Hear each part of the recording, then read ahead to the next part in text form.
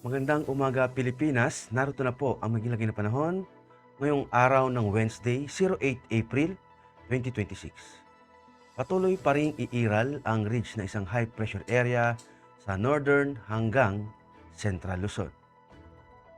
Dulot nga ng ridge na isang high pressure area sa Luzon, kasama na ang Metro Manila, Visayas at Mindanao, ay makakaranas ng bahagyang maulap hanggang sa maulap na papawirin na may pulupulong pag-ulan, pagkidlat at pagkulog.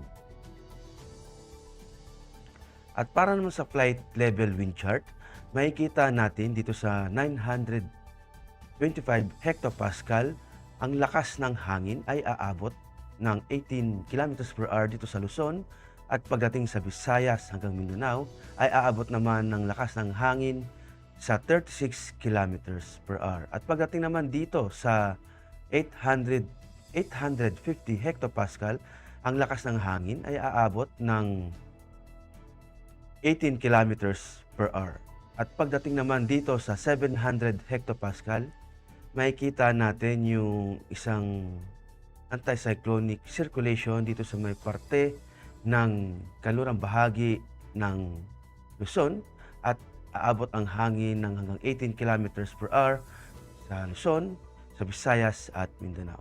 At pagdating naman dito sa 500 hectopascal, makikita natin yung lakas ng hangin dito sa may parte ng Northern Luzon na 18 kilometers per hour, at pagdating naman sa nalabing bahagi ng bansa ay ang lakas ng hangin ay aabot ng hanggang 36 kilometers per hour, at pagdating sa Visayas at Mindanao ay aabot ng hanggang 54 kilometers per hour.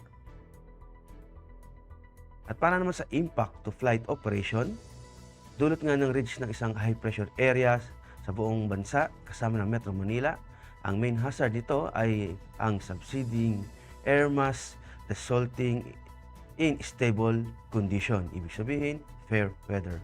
At ang impact nito sa rotary ay generally favorable, good visibility and light winds. Ideal ito sa mga low level operations. Sa fixed wing naman, expect generally smooth condition, isolated light turbulence possible due to afternoon convection.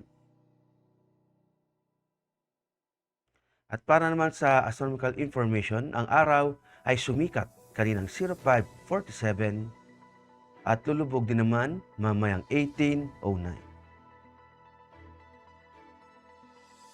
Para sa moon illumination, meron tayong 66%.